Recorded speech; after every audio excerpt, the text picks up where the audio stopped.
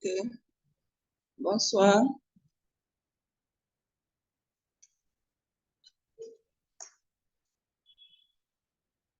Bonsoir, chers maîtres, chers collègues. Bienvenue à ce webinaire de la Ligue internationale contre l'épilepsie en français de ce jour sur le thème épilepsie et santé de la reproduction. Ce webinaire qui sera animé par le docteur Sami Mohamed Lemine Dada. Je précise que le docteur Dada est neurologue, neuropédiatre, épileptologue au département de neurologie du centre hospitalier de Nouakchott en Mauritanie. Avant de commencer, vous pouvez poser vos questions par chat au cours de la présentation. Docteur Dada, si vous êtes prêt, vous avez la parole.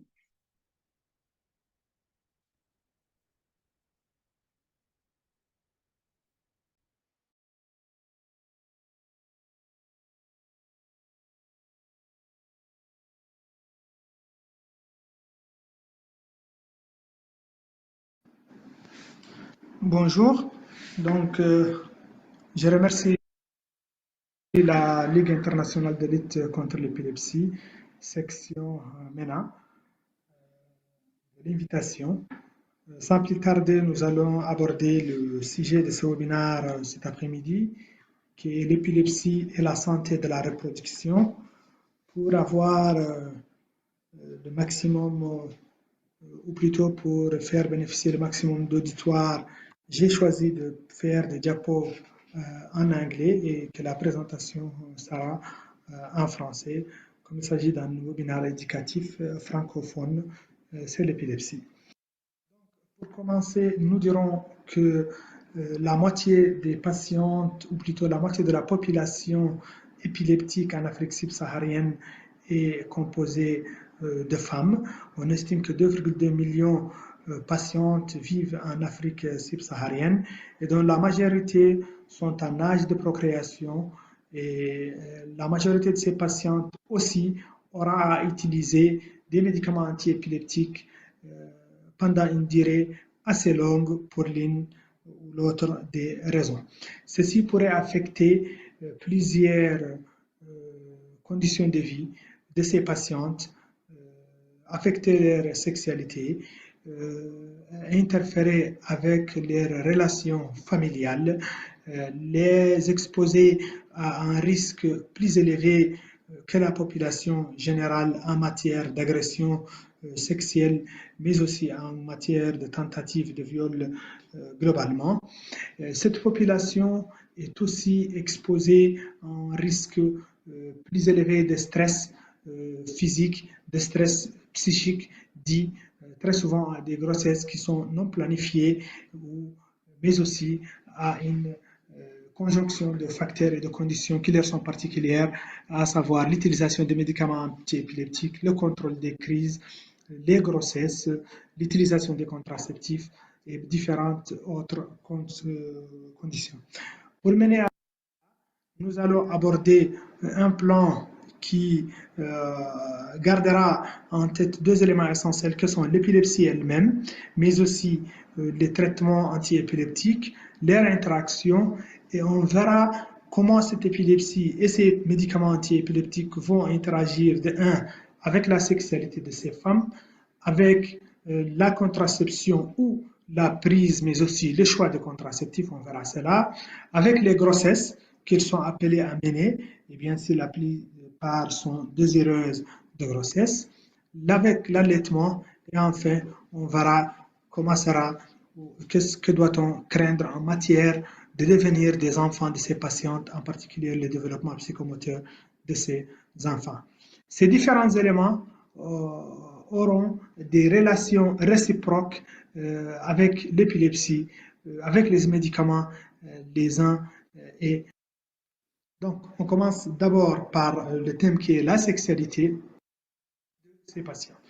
L'épilepsie étant une pathologie pédiatrique, on sait très bien que la plupart des épilepsies commencent à l'âge enfant. Et vous comprendrez aisément que ces patients ou ces patientes, en l'occurrence, vont voir leur mode de vie changer d'un enfant qui grandit et qui devient adolescent avec un style de vie qui va changer, des veillées nocturnes, des promenades avec les amis, un mode de vie assez peu prudent, une consommation parfois de substances particulières qui peuvent influencer sur les crises, entraînant une modification de l'histoire naturelle parfois, entraînant même parfois une recrudescence des crises, d'une part. D'autre part, ces patientes qui arriveront à la puberté vont voir un certain degré de changement hormonal au niveau de leur corps. Ceci va se manifester peut se manifester par une aggravation des crises, ce qu'on appelle l'épilepsie cataméniale, on en a tous vu dans nos consultations, mais aussi elles seront à risque ou plutôt exposées à un changement hormonal, un dysfonctionnement hormonal qui pourra aller d'une hypofertilité à une diminution de la libido, parfois même affecter les axes endocriniens hypothalamo-hypophysaires, aussi bien gonadotropes que d'autres axes. Ça va se manifester aussi par des cycles irréguliers, des cycles douloureux, des cycles anovulatoires, tout ceci pouvant mener à un manque de confiance de ces patientes, les laissant vulnérables vis-à-vis de la société et qui participent à la dramatisation de leur auto et de leur stigmatisation par la. Il faut dire que ces patientes épileptiques ont un risque plus élevé en matière de troubles de fonction reproductive que la population générale, en l'occurrence avec la survenue d'une infertilité plus élevée que dans la population générale, des perturbations de l'axe hypothalamo-hypophysaire pouvant mener à des aménorrhées, à des hyperprolactinémies primaires, parfois même à des syndromes polykystiques ovariens. Ces perturbations sont en réalité dues à plusieurs éléments, parmi lesquels essentiellement nous avons les médicaments antiépileptiques, mais aussi le profil évolutif de l'épilepsie elle-même, la recrudescence des crises ou si c'est moins bien contrôlé. Ces médicaments antiépileptiques peuvent être le premier élément incriminé du fait qu'ils vont agir sur le contrôle via feedback de l'axe hypothalamo-hypophysaire, en particulier au niveau de l'axe gonadotrope, modulant ainsi la sécrétion des hormones sexuelles, des oestrogènes et des progestérones, mais aussi en agissant sur leur métabolisme une fois sécrétés, d'une part au niveau des fonctions hépatiques, mais d'autre part en agissant sur les protéines de transport qui vont se voir raréfiées et qui vont se voir participer à une diminution de la concentration parfois de ces hormones dans le. Cette dysfonction érectile peut toucher quand même une bonne partie, on ne dira pas une minorité, mais jusqu'à 30% des patientes qui s'accompagnera d'une part d'une exacerbation des crises, on verra ça dans le chapitre de la contraception, mais aussi d'autre part, ça va se manifester du point de vue de dysfonction sexuelle avec une libido plus faible, une difficulté à avoir de l'orgasme et de façon globale une diminution de l'excitabilité. Ceci étant dit à un ensemble de manifestations et de perturbations au niveau hormonal. On sait très bien que dans les épilepsies temporales, en particulier les épilepsies dans le cadre de la sclérose mésio-temporale, il est bien noté une diminution du flux sanguin vasogénique au niveau des organes génitaux sexuels. Certaines autres études privilégient d'autres facteurs. Et bien sûr qu'il ne s'agit pas seulement d'antiépileptiques, mais c'est des patientes qui vivent avec une pathologie chronique, qui parfois sont stigmatisées, qui parfois sont sujets à des agressions verbales, de stigmatisation, de manque de considération, qui plutôt se répercutent sous forme d'une perte de l'estimation de soi, entraînant une dépression, une anxiété et une peur même d'entretenir des relations qui peuvent aboutir à des actes sexuels par crainte d'avoir des crises durant ces moments cruciaux et durant ce moment un peu particulier dans la vie d'une femme.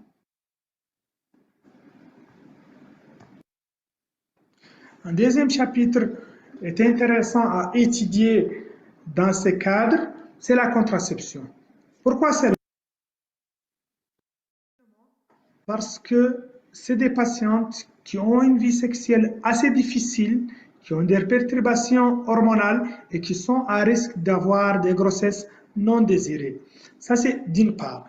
D'autre part, ça va participer. L'objectif de maîtrise de cette contraception est d'aider ces patientes à avoir une santé générale et un mode de vie assez correct, comme la population générale.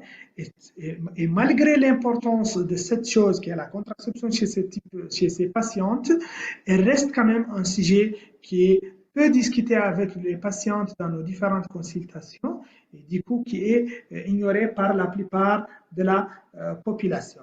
Il faut savoir avec ces patientes le choix de la contraception, son efficacité, quel risque cela pourrait avoir du point de vue de l'ostéoporose, du point de vue ultérieurement bien sûr, et du point de vue de la croissance osseuse. Si on se met en consultation devant une patiente adolescente qui a eu sa puberté il n'y a pas longtemps et qui est épileptique, qui est sous traitement et qui aimerait prendre ses contraceptifs, il faut savoir la conseiller, mais aussi lui expliquer les risques que cela peut avoir sur la maturation osseuse, les risques de prise de poids. Tous ces éléments doivent être discutés de façon précise avec ces patientes et du coup on sent que ce n'est pas seulement des molécules à utiliser mais c'est toute une discussion autour de la vie de la patiente épileptique elle-même et comment devrait-elle la. En Afrique subsaharienne, on estime que 23% des patientes ont déjà utilisé une contraception, dont 18 via des techniques modernes et 5% suivant des méthodes traditionnelles. Ce taux varie en fonction des régions qui peut aller de 58% en Afrique du Sud à 5% au Sierra Leone. Aux États-Unis, malgré le fait que la contraception devrait être mieux discutée dans un pays développé, on se rend compte que seulement 22% des patientes en âge de procréation utilisent des contraceptives orales et que 50% de ces patients n'ont jamais eu d'informations concernant ces anti-épileptiques, concernant l'interaction de ces anti-épileptiques avec leur contraception hormonale et que parmi ces 22%, nous avons 29% qui utilisent des antiépileptiques inducteurs enzymatiques sans pour autant qu'ils ne s'en rendent compte de ces interactions qui peuvent altérer leur contraception de façon générale. Différentes méthodes de contraception peuvent être proposées.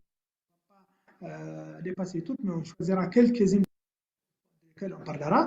Donc, en premier lieu, nous parlerons de contraceptifs ostro-progestatifs ou combinés qui vont changer ou plutôt qui vont se diversifier en fonction de la concentration de progestérone dans ces différentes pilules, allant de la première génération ou à la quatrième génération, d'une part, et d'autre part, on distingue les pilules multiphasiques versus bi- ou triphasiques, ceci en fonction que la pilule que la concentration en progestérone dans la pilule mime la physiologie, essayant d'avoir une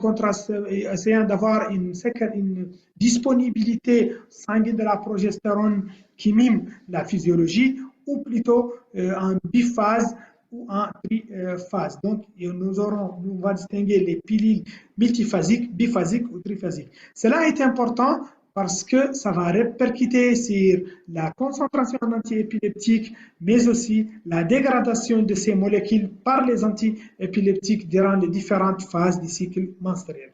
Il faut noter qu'il y a des patchs cutanés qui peuvent être utilisés et qui vont assurer classiquement une concentration constante de progestérone et d'estrogène dans la circulation des ovules ovariennes étant disponibles avec la même composition.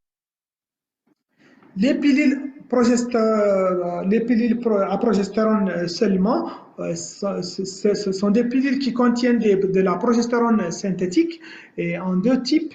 Elles ont le bénéfice d'être plus faciles d'usage, mais moins effectives en matière d'efficacité et de protection. Elles ont aussi le bénéfice d'être d'avoir une utilisation dès que la patiente n'est pas en état de grossesse, ils peuvent être utilisés à n'importe quel moment du cycle et ils peuvent être débutés assez tôt après l'accouchement et avant, dans des plus brefs délais. Ils ne perturbent pas l'allaitement et sont démunis de beaucoup d'effets secondaires. Par contre, c'est des molécules, c'est des pilules qui sont affectées par les médicaments antiépileptiques et activateurs enzymatiques ou inducteurs enzymatiques, ce qui peut quand même ce qui peut affecter de façon consécutive, de façon importante, conséquente et importante leur efficacité. Ces pilules progestérone ne sont pas recommandées classiquement chez les femmes épileptiques et il faut faire attention parce que les femmes peuvent se retrouver avec des grossesses indésirées alors qu'elles prennent leur pilules. Les implants à progestérone avec différentes générations de la première à la deuxième, classiquement, elles sont effectives, elles protègent la femme 5 ans. Actuellement, il y a les implants, il y a une troisième génération d'implants qui vont sécréter de façon continue de la progestérone. Ce qui est bien chez ces implants, c'est qu'ils peuvent être conseillés quand on veut utiliser un inhibiteur enzymatique à long terme, mais elles restent toujours vulnérables vis-à-vis des activateurs ou plutôt des inducteurs enzymatiques et peuvent voir leur effet annulé par ces antiépileptiques. Et du coup, ils ne le sont pas aussi classiquement recommandés intention. Une quatrième option sont les contraceptifs injectables avec deux types. Les contraceptifs utilisant ou plutôt contenant la progestérone seulement et les injections contenant des oestrogènes et de la progestérone qu'on appelle les ostroprogestatifs combinés. Leur action étant relativement courte, seulement 3 mois, leur intérêt, c'est qu'elles ont un effet de premier passage hépatique à 100%. Ils ne sont pas affectés par les inhibiteurs, par les activateurs enzymatiques et ils sont intéressants quand on veut avoir une contraception pendant une courte période. Par ailleurs, comme on l'a dit tantôt, ils peuvent affecter l'évolution osseuse et faire des gains de poids, des prises de poids non désirées. Il reste quand même une option assez intéressante à considérer devant les femmes épileptiques désireuses de prendre une autre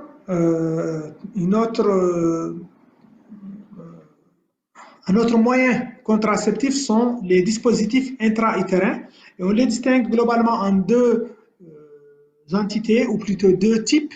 Les dispositifs intra-utérins, les DI médicalisés et non médicalisés. Médicalisés, cela veut dire qu'ils contiennent des hormones, de l'ostroprogestatine. Donc, il y a la contrainte mécanique, mais il y a aussi la contrainte médicale qui est hormonale. Et ils constituent une option thérapeutique intéressante, surtout si les patientes sont sous inducteurs enzymatiques. Et aussi, ils assurent une bonne compliance parce qu'il n'y a pas de comprimé à prendre. La patiente va recevoir un intra-utérin, son dispositif intra-utérin, et elle est assez bien protégée. Le risque de grossesse extra-utérine étant plus important chez ces patients. Les patchs contraceptifs contenant de l'œstroprogestérone sont aussi une tentative, mais qui n'est pas à considérer vu que la concentration plasmatique continue administrée par ces patchs est fortement altérée par les inducteurs enzymatiques. Si la patiente prend des inducteurs enzymatiques, il faut éviter cette méthode. Il y a bien sûr les barrières mécaniques qui sont à considérer et qui ont le mérite de protéger, en plus de la contraception, contre les infections sexuellement transmissibles. Donc, on voit qu'il y a pas mal d'ici, qu'il y a pas mal de méthodes contraceptives que ces femmes peuvent utiliser, mais malgré cela, on voit quand même un taux d'échec de contraception assez élevé, particulièrement chez les patientes sous anti-épileptiques inducteurs enzymatiques, et ceci d'une proportion de 2 fois que la population générale.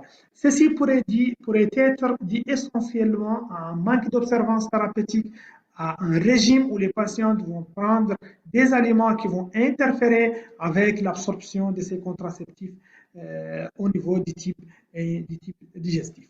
Il faut dire que l'OMS a, depuis quelques années, a quand même émis des recommandations sur l'usage d'autres choix thérapeutiques autres que la contraception hormonale, vu que très souvent, ils ne sont pas efficaces.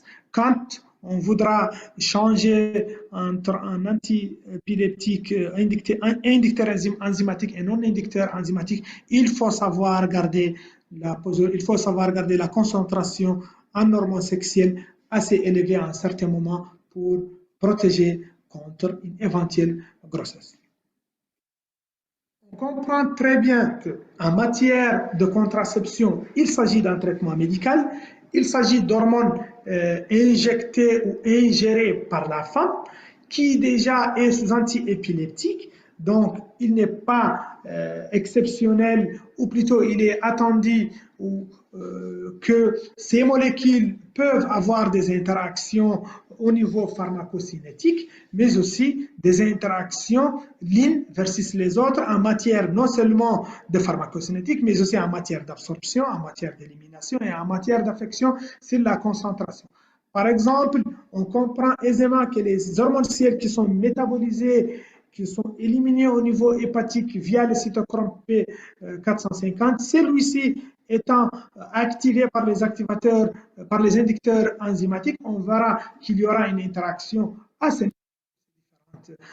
molécules et on comprend aussi facilement que cette interaction entre ces pilules hormonales et ces antiépileptiques pourrait différer en fonction qu'il s'agit d'une pilule multiphasique avec des concentrations qui vont varier en fonction du cycle menstruel ou qu'il s'agit d'une pilule biphasique avec 2 phases, les 10 premiers jours et les 11 derniers jours du cycle menstruel, ou la troisième phase où la pilule ne contient pas d'hormones sexuelles éventuellement. Il y a aussi ce risque de crise de sévrage au moment où la concentration, ou plutôt au moment où la pilule contient le maximum de doses d'hormones sexuelles qui vont altérer, ou plutôt qui vont accélérer le métabolisme et l'élimination de ces antiépileptiques, versus des effets secondaires au moment où ces hormones vont diminuer et on verra la concentration des antiépileptiques s'élever.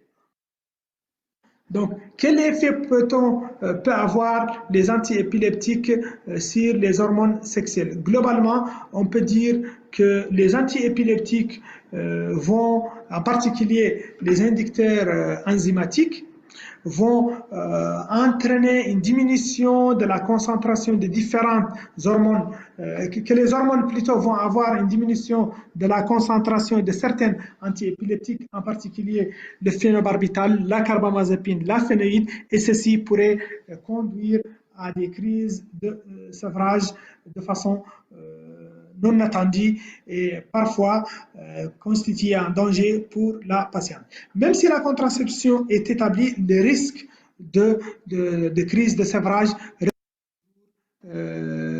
existante. D'autre part, ces hormones sexuelles étant activateurs ou plutôt inducteurs pour le cytochrome P450, on verra le métabolisme des antiépileptiques s'accélérer et bien sûr les crises surviennent dans la semaine. On pourra distinguer les antiépileptiques qui vont affecter la contraception parce qu'il s'agit d'inducteurs enzymatiques avec un chef de file, le phénobarbital, la carbamazépine, l'oxcarbazépine, le topiramate, d'une part, et d'autre part, les antiépileptiques qui sont non inducteurs enzymatiques et dont certains même sont de forts inhibiteurs enzymatiques comme la valproate de sodium qui verra aussi augmenter le taux d'hormones sexuelles si associées à ces molécules. Quant à la contraception, on verra certains modes de contraception qui sont affectés par les antiépileptiques, tout ce qui est pilule contraceptive, qu'elle soit combinée au progestérone isolé, mais aussi les patchs les contenants.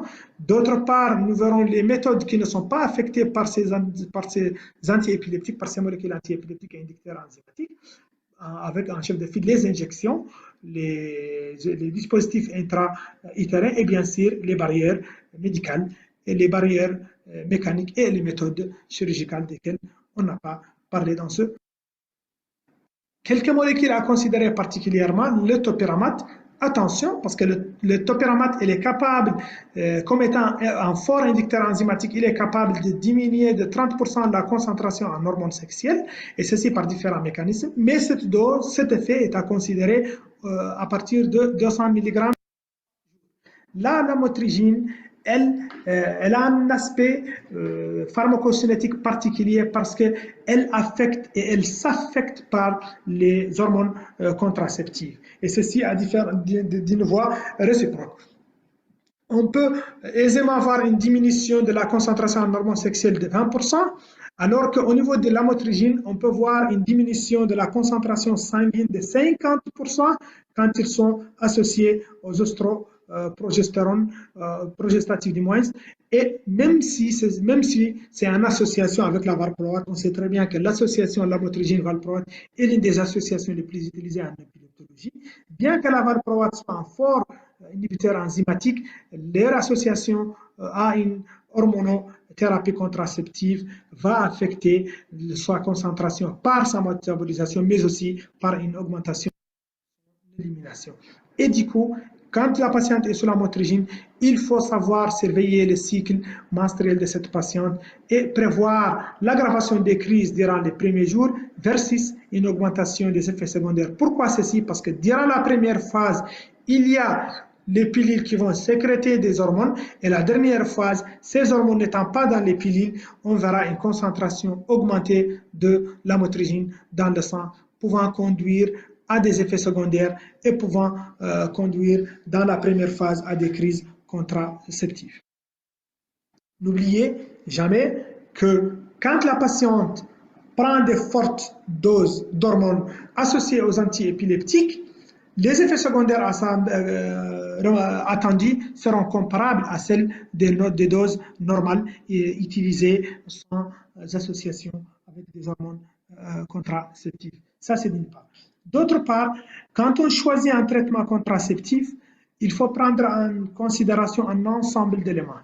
La première des choses, le niveau d'indépendance de la patiente, sa préférence, son état physique, son état de santé général, le contexte de la contraception, les durées de la contraception et les exigences de cette contraception chez ces patientes. Après avoir parlé de la sexualité, de la contraception, on parlera d'un autre élément qui est le plus important chez ces patients, à savoir la grossesse. Les effets sur l'épilepsie, les effets des antiépileptiques sur la grossesse et vice.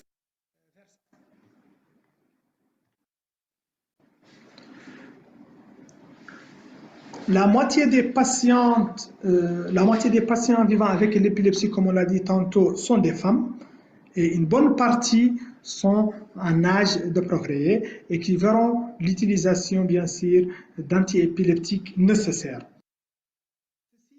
Nous rapporte aussi, une autre donnée plutôt est à considérer, c'est que 0,3 à 0,7% des grossesses surviennent chez des femmes épileptiques qui ont besoin d'une utilisation continue d'antiépileptiques. Ceci quand même fait inquiéter, ou plutôt inquiète les médecins, les épileptologues que nous sommes tous, et nous fait penser à ces risques de malformations congénitales majeures, à ces risques de développement psychomoteur retardé de ces patients, à ces risques de phétopathie liés à certains antiépileptiques. Et du coup, on se met dans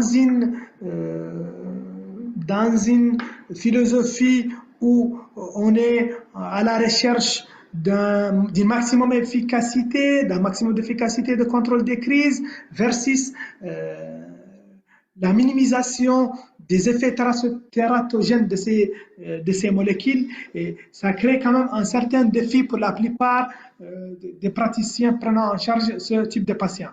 Il faut quand même se mettre en tête que ces effets des antiépileptiques, ils sont spécifiques en fonction des antiépileptiques, ils sont dans la plupart doses dépendants, ils dépendent des caractéristiques génétiques et de l'influence réciproque entre la maman et le fœtus, du temps d'exposition à l'antiépileptique. Tous ces éléments sont à considérer et à prendre en charge chez ces de ce papier que j'ai trouvé intéressant, qui étudiait le devenir des grossesses chez les patientes épileptiques mais non traitées, trouvait quand même que le fait d'avoir une épilepsie non traitée chez une femme qui n'avait pas besoin de traitement, ne serait-ce que le fait d'avoir une grossesse serait quand même un élément désavantageux en faveur d'un mauvais contrôle des crises ou plutôt de la possibilité de survenir des crises. Ceci ne réduisait, ça c'est d'une part, et d'autre part, il rapportait que le taux de malformation fœtale n'était pas plus élevé que dans la population générale. Un autre papier qui étudiait épileptique pendant la grossesse et le risque d'un éventuel avortement ou mort-né ne retrouvait pas d'association en cas d'usage d'antiépileptiques chez les patientes sous antiépileptiques versus la population générale, et que même une petite association retrouvée en matière de mort-né, elle n'était pas significative. Pour répondre à cet ensemble de questions, plusieurs registres ont été montés dans le monde, un registre nord-américain, australien, suédois, un registre européen, et qui tous tentent de répondre à ces différentes questions en rapport avec la grossesse chez ces patientes épileptiques, le risque majeur et la malformation. Ces malformations peuvent être d'ordre cardiaque, des fentes palatines, des anomalies de type neural avec la fameuse myéloméningocèle, les défects érogénitaux, et du coup, une surveillance de ces patientes et une planification de la grossesse reste importante tout en essayant de diminuer les risques de survenue de ces malformations chez ces patients épileptiques. Il est admis que la plupart des résultats dans la littérature notent un pourcentage plus élevé de malformations majeures de l'ordre de 3 à 10% versus 1 à 5% que dans la population générale. Bien que plusieurs facteurs peuvent contribuer à cela, les antiépileptiques restent les premiers incriminés. Dans cette méta-analyse qui a étudié qui a pris plusieurs études, on retrouve quand même un pourcentage multiplié par une proportion multipliée par 3 par rapport à la population générale si les patients sont épileptiques et sous anti-épileptiques, alors que le taux est moins important quand elles sont épileptiques et ce risque est plus important quand il s'agit d'une prise de polythérapie versus une prise de monothérapie. Un autre papier a essayé d'étudier quelques molécules. La valproate quand même reste en tête de file, même au même titre que la polythérapie, parfois même plus importante que la polythérapie, alors que d'autres molécules, bien que restant dans la barrière ou plutôt dans les fourchettes de pourcentage des patients non épileptiques, ont été quand même notées, non traitées par antiépileptiques. Ces malformations congénitales majeures observées après la naissance ont été étudiées du point de vue dose médicamenteuse. Et il est actuellement prouvé que plus la dose est importante, plus le risque est important, que ce soit avec la VPA qui est en tête de file qu'avec les autres molécules, bien que les autres molécules restent moins importantes qu'un cas de valproate de sodium. Quelques données des registres italiens, ils nous montrent que ne serait-ce que l'utilisation de la VPA elle-même expose à un risque plus important, qu'il soit seul ou associé à d'autres antiépileptiques, alors que le pourcentage il reste le même chez les patients sous autres antiépileptiques ou non traités même par antiépileptiques. Et que la dose de la VPA, la dose de valproate, est un élément important à prendre en considération dans la genèse ou dans comme élément causal de ces malformations congénitales majeures, particulièrement si on dépasse une certaine dose de grammes.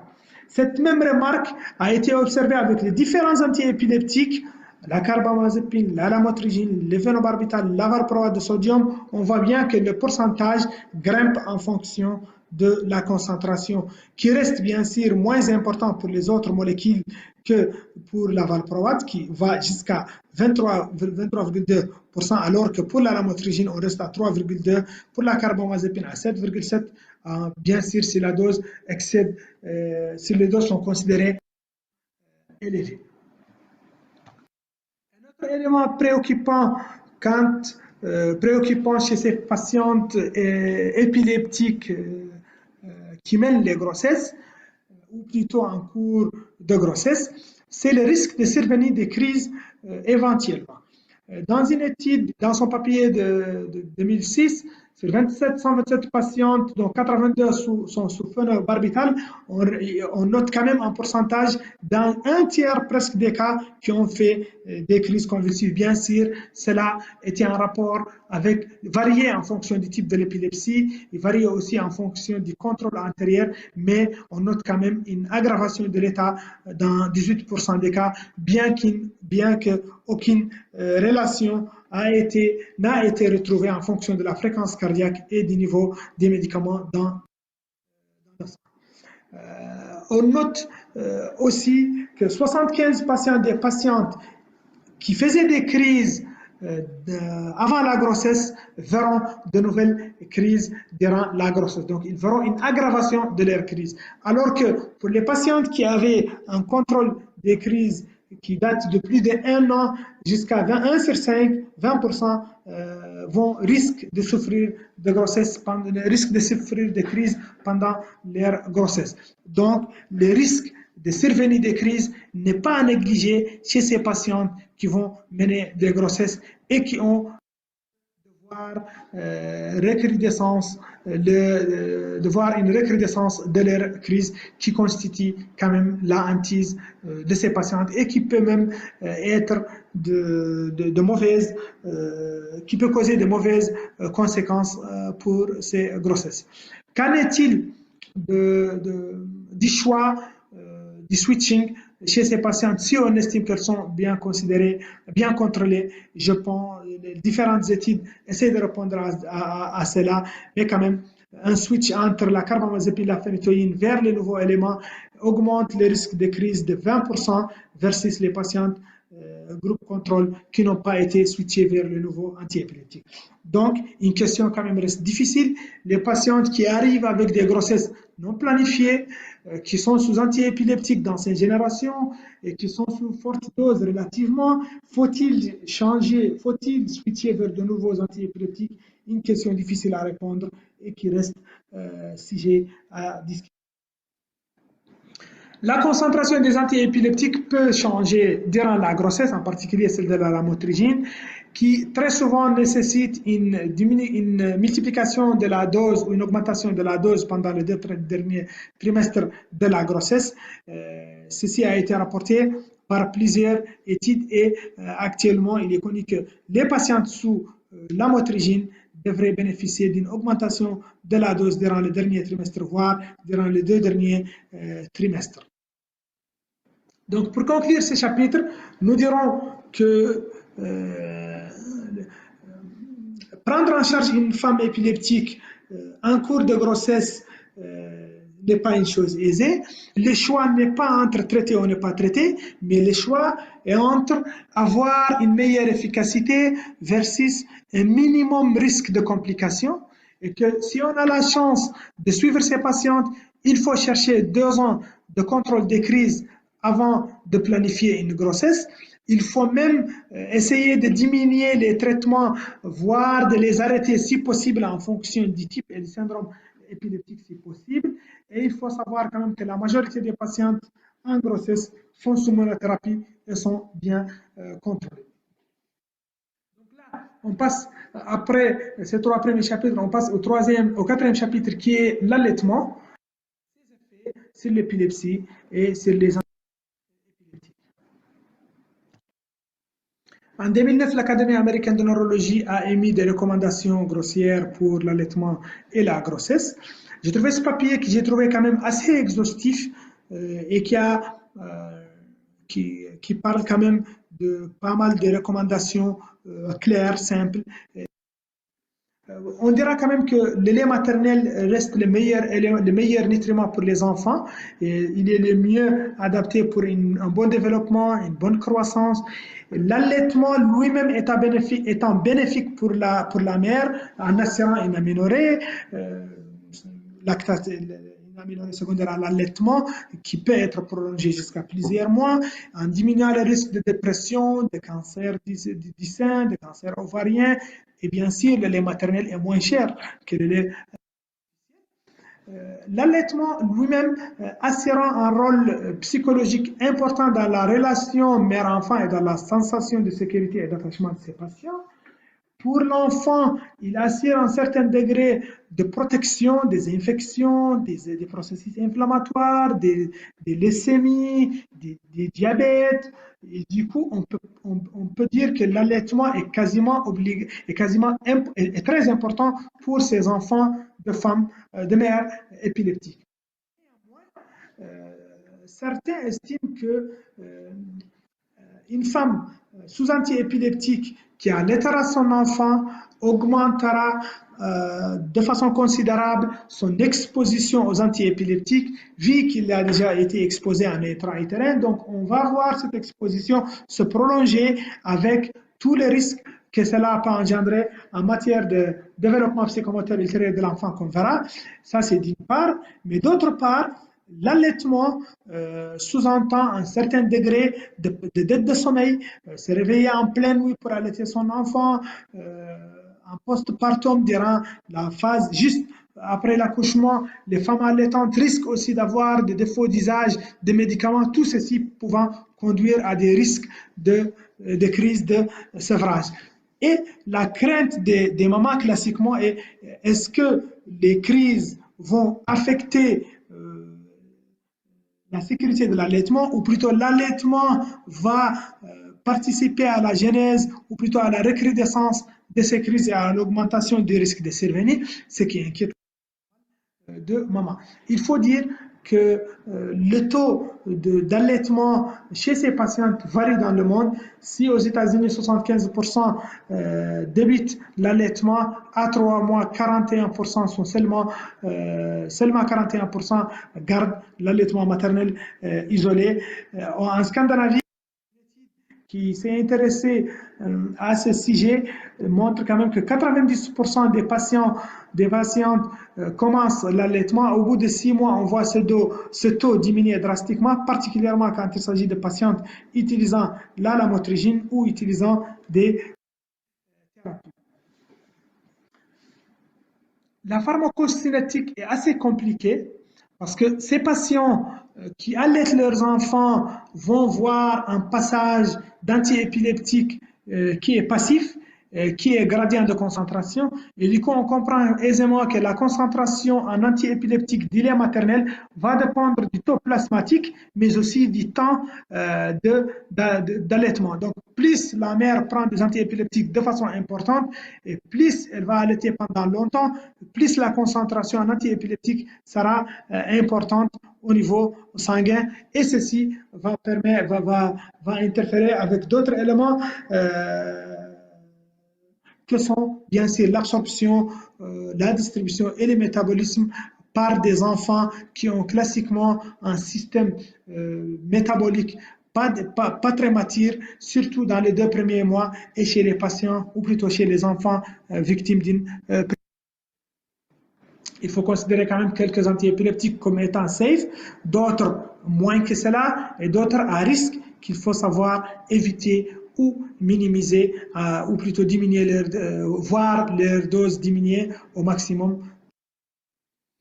On parlera actuellement comme dernier chapitre dans cette présentation du développement psychomoteur de ces enfants nés de mères épileptiques et très souvent utilisant des antiépileptiques pendant la grossesse et qui parfois ont continué à être exposés à ces antiépileptiques pendant la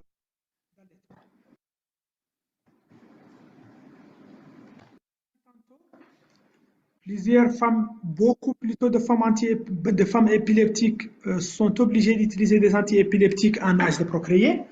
Et du coup, en cas de grossesse, elles vont exposer leur fœtus à ces antiépileptiques, pouvant ce qui peut entraîner des dommages au niveau du développement cérébral, mais aussi entraîner des conséquences cognitives, comportementales et développementales ultérieurement. Dans ce chapitre, nous allons nous concentrer sur les conséquences cognitives et comportementales de l'exposition de ces fœtus à ces antiépileptiques durant, bien sûr, très souvent, les mamans.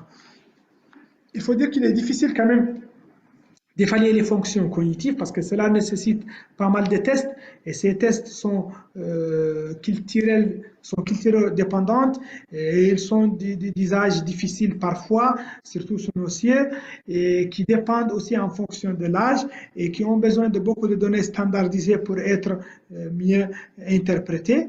Cette cognition étant, ou plutôt concernant plusieurs domaines que sont l'attention, le langage, les fonctions visuospatiales, les fonctions exécutives, le développement psychomoteur de l'enfant, ses capacités praxielles, ses capacités attentionnelles. Donc, pas mal de l'ordre du jour quand on veut étudier ces choses.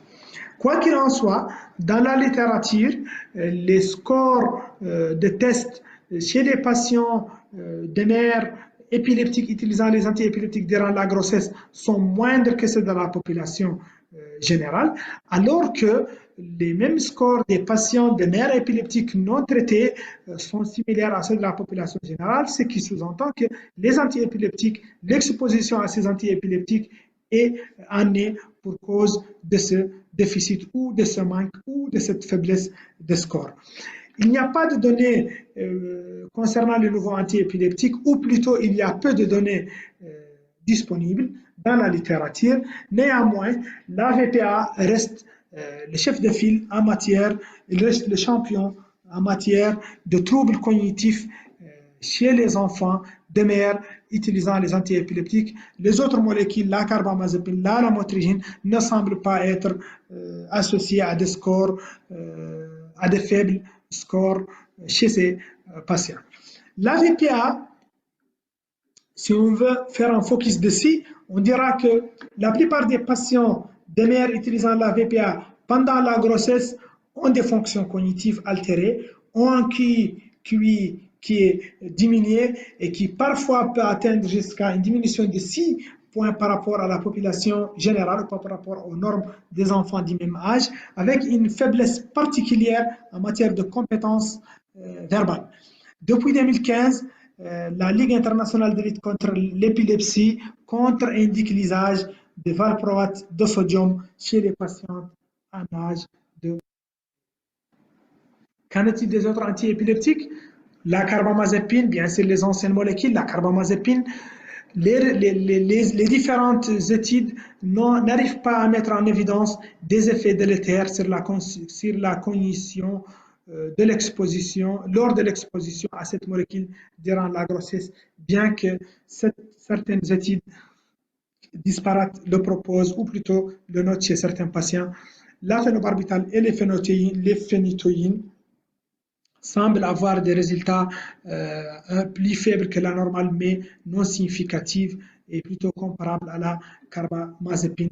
Il reste quand même de conseiller de les utiliser pendant la grossesse, ce qui veut dire pour nous qui sommes en Afrique subsaharienne, où la plupart de nos patients utilisent la phénobarbital d'un simple fait dit parfois aux réalités socio-économiques, il faut savoir chercher une dose minimale efficace de cette molécule et si possible la switcher le plus tôt possible vers d'autres molécules non incriminées dans la genèse de ces troubles cognitifs. La lamotrigine, elle ne semble pas avoir de résultats en sa défaveur. Jusqu'à présent, toutes les études qui ont étudié ces enfants notent un qui est nettement supérieur au groupe VPA et qui semble être comparatif aux autres molécules antiépileptiques, la carbamazépine et la phénitoïne, mais il y a besoin de faire d'autres études plus poussées. La lévétiracétam reste dans le même cadre de figure, sans pour autant qu'on ait des études assez poussées, ou plutôt qui nous permettent de dire qu'elle est incriminée dans la genèse de ces troubles cognitifs. La polythérapie elle-même constitue un risque chez ces patients, particulièrement s'il s'agit d'une association dans laquelle la valproate va apparaître.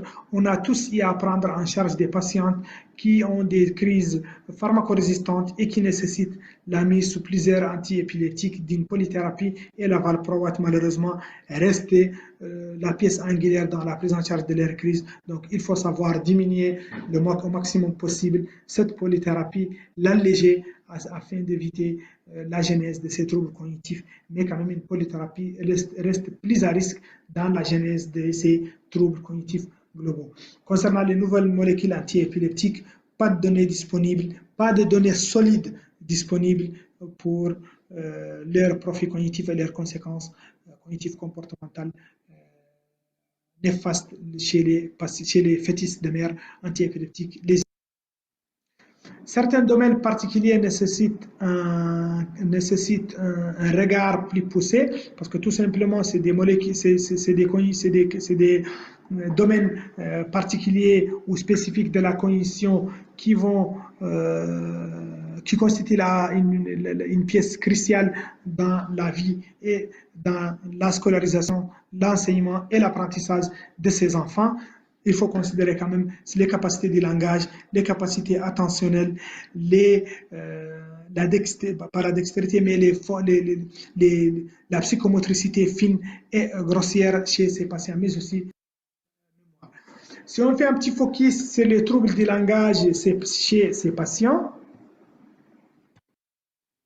on pourra dire qu'une régression du langage pourra intéresser les versants compréhensifs, mais aussi les versants expressifs du langage, et que cette altération, ou plutôt cette régression du langage ou ce retard du langage va affecter de façon formelle les performances scolaires et sociales de ces enfants, affectant leur devenir social, leur devenir professionnel, et du coup, il faut savoir l'investiguer, il faut savoir faire attention, et cette investigation nécessite des moyens spéciaux d'exploration des capacités langagières des enfants.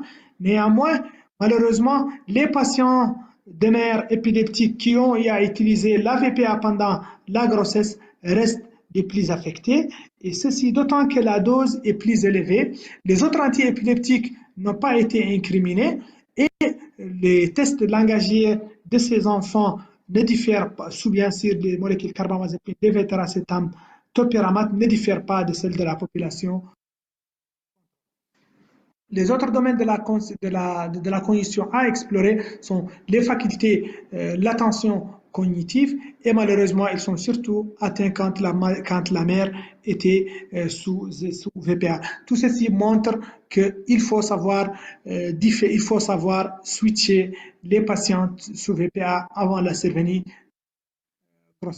Les troubles comportementaux, toujours d'actualité quand il s'agit de patients de mères sous antiépileptiques, en particulier la VPA durant la grossesse, sans pour autant qu'il y ait une relation entre les autres antiépileptiques et la genèse de ces troubles. Pour conclure ce chapitre, on dira que le développement le cerveau en développement en intra-utérin peut être lourdement affecté par ces antiépileptiques prises par la mère et du coup il faut avoir une stratégie qui vise à protéger les facultés cognitives de ces enfants. Ceci passera par un meilleur choix de l'antiépileptique, éviter formellement la valproate de sodium et essayer de diminuer les doses au maximum tout en évitant toute polythérapie si possible. Arrivé à la fin de notre présentation, quelques messages à retenir, c'est que prendre en charge une femme antiépileptique passe par une discussion de tous les éléments avec elle. Il faut que la femme elle-même comprenne que son épilepsie va affecter toute sa vie sexuelle et reproductive et peut même dépasser cela jusqu'à sa progéniture, jusqu'à ses enfants. Et du coup, il faut discuter avec elle, il faut établir un schéma de prise en charge globale, l'apprenant dans sa globalité, s'ingérant, si je peux même dire, dans sa vie intime, sa sexualité, son désir de grossesse, quand est-ce qu'elle doit avoir une grossesse, quand est-ce qu'elle ne doit pas l'avoir, quelle molécule elle doit utiliser, quel aliment elle doit prendre pour mieux mener, ou plutôt pour mener à bien sa grossesse, pour que les enfants, comme je l'ai dit, il faut réfléchir aux enfants avant qu'ils n'arrivent. Il ne faut pas attendre qu'ils arrivent avec des troubles cognitifs, des troubles comportementaux dits à un antiépileptique pris par la mère et qui pouvaient être switchés ou changés. Il faut aussi avoir une attitude multidisciplinaire, discuter avec les autres collègues gynéco, néonatologues, pédiatriciens, pédiatres ultérieurement, pédiatres du moins, pour essayer d'avoir un schéma unifié, une stratégie cohérente pour allant de la contraception à la prise en charge des patients après l'accouchement et jusqu'à leur développement psychomoteur ultérieurement. Je vous remercie. Ok, merci, Dr. Dada, pour cette belle présentation. Merci, Dr. Dada, pour cette présentation. Je pense sur le chat, il y a quelques questions. Vous pouvez toujours manifester vos questions, sinon poser vos questions à travers le chat au cours des discussions. Merci, la première question est de Lubna Boala. Est-ce que la supplémentation en acide folique chez la femme gestante épileptique augmente le risque tératogène contrairement à une femme non épileptique? Merci Sali et merci Salimata. Et je remercie Dr Lubna pour sa question. En effet, l'usage de l'acide folique dans la prévention des malformations congénitales chez les femmes sous antiépileptiques est un usage classique fait partout. La plupart des épileptologues qui prennent en charge ces patientes. Néanmoins, un effet protecteur n'a pas pu être mis en évidence par les études, mais il reste d'actualité. Il serait protecteur en particulier dans la prévention de l'anomalie de fermeture du type neural et qui survient très tôt, qui survient à partir de la 3e semaine d'aménorrhée. Donc, si on veut que cette supplémentation soit efficace pour diminuer ce risque de malformation, il faudra que la femme le prenne 3 mois avant la conception. Et malgré cela, les études restent toujours disparates sur l'utilité, mais en pratique courante, tout le monde l'utilise et il serait efficace sans pour autant qu'on ait prouvé ceci. D'accord. Il y a une deuxième question. Merci, docteur, pour votre présentation, s'il vous plaît. Si, après rupture thérapeutique, dans le seul but de favoriser une grossesse et qui présente au cours de la grossesse des crises convulsives, quelle sera l'attitude thérapeutique dans ce cas? Je pense que il y a eu des études qui ont répondu à cela. Diminuer la dose d'antiépileptique quand on prévoit une grossesse chez une femme est une chose utile. Néanmoins, l'arrêter, il faudra rester prudent en sachant qu'il y a quelques syndromes épileptiques. Si on arrête un traitement anti-épileptique, on ne sera pas étonné que la femme récidive de ces crises, qu'elle soit en grossesse ou pas. Mais si la patiente reprend ces crises, on est obligé de remettre le traitement.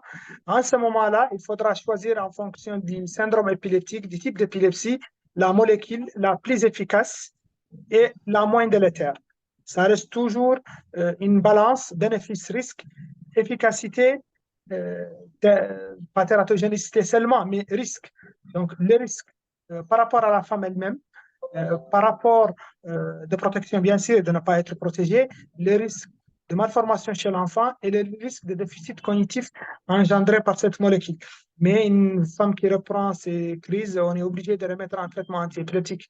Le choix dépendra de sa réalité, de son état socio-économique et bien sûr du syndrome épileptique pour lequel elle est suivie.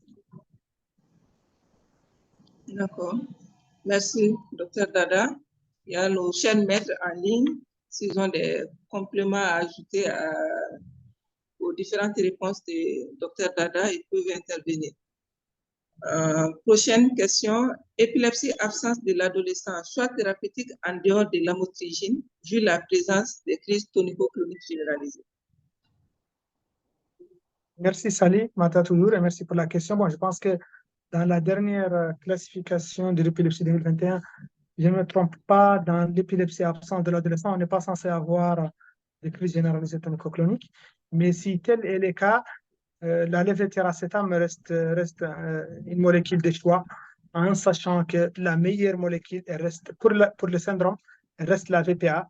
Il faut savoir diminuer la dose et programmer ensuite vers, si la lamotrigine n'est pas possible, vers la lévétiracétam. D'accord. Je pense qu'il n'y a plus de questions sur le chat. Ah, si. Merci, docteur, pour votre présentation. Y a-t-il nécessité d'augmenter la dose d'antiépileptique au cours de la grossesse si la grossesse est imprévue? En fait, ça dépend de plusieurs éléments. Ça dépend de la qualité de contrôle des crises. Est-ce que la patiente était contrôlée ou pas? Ça dépend de la recrudescence des crises. On sait actuellement que 75% des patientes présentant une grossesse risquent de voir En fait, 75% des patientes avec crise mal contrôlée vont avoir une recrudescence des crises lors de la grossesse. Et du coup, c'est un pourcentage quand même qui reste important. Et en fonction du type d'épilepsie, bien sûr, de la survenue des crises, on sera obligé de majorer le traitement tout en restant prudent et en essayant de diminuer ou plutôt d'éviter la polythérapie. Maintenant, ce que je voulais dire autre, ouais, je pense que c'est ça. Hein. J'avais une autre idée que j'ai perdue. Merci, Sally. D'accord. Merci. Sur le chat, il n'y a plus de questions. Si nos chers maîtres veulent intervenir, parce que la discussion est ouverte.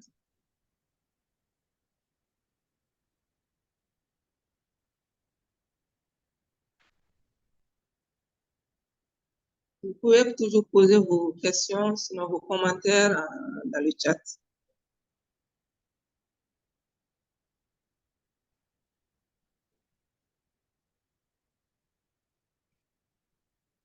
Bon, en attendant qu'il y ait d'autres réactions, il y a une information de la Ligue internationale contre l'épilepsie.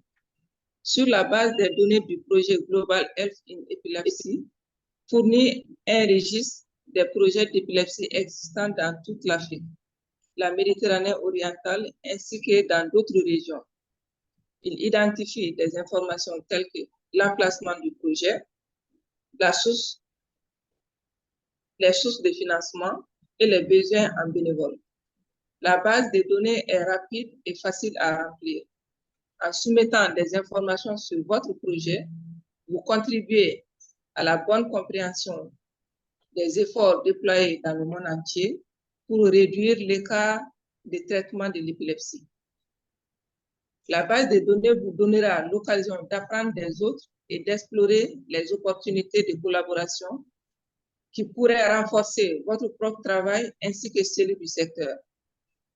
De plus, la base de données permettra aux personnes de différents domaines tels que le gouvernement, les universités, les organisations à but non lucratif ou la philanthropie de se renseigner sur les efforts existants tout en offrant un moyen de s'engager. Est-ce qu'il y a d'autres réactions? Sinon, sur le chat, il n'y a plus de questions. Pour avoir vos attestations, il suffit de scanner. Veuillez scanner le code QR pour recevoir votre certificat. De plus, il y a maintenant le lien de la boîte de discussion vers le certificat.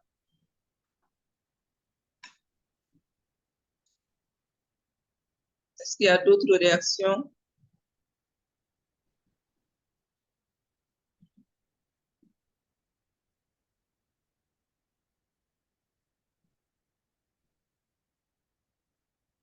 Il y a également un sondage à remplir qui est partagé dans la discussion de webinaire.